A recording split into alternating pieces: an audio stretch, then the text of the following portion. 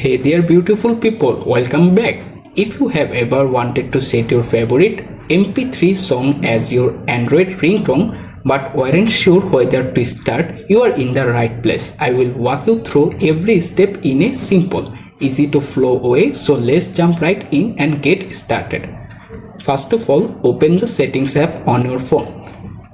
In the settings menu, scroll down a little, find the sound and vibration option, tap to open them. After open the menu, look for the ringtone option appear, tap on it to open this page. In the menu here you can see the built-in available ringtone there. If you decide to use any built-in ringtone, simply tap to watch it, then back the previous screen and automatically set it. But this time I am set my favorite MP3 as ringtone. So don't panic. Tap on the plus icon in the top right corner.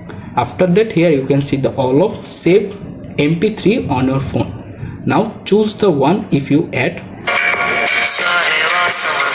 Finally, if you are done, simply tap on the done option at the top and automatically set as your MP3 as ringtone. Ever you new ringtone, and thanks for watching. More easy Android tutorial are coming soon. So I will see you in the next time. Bye.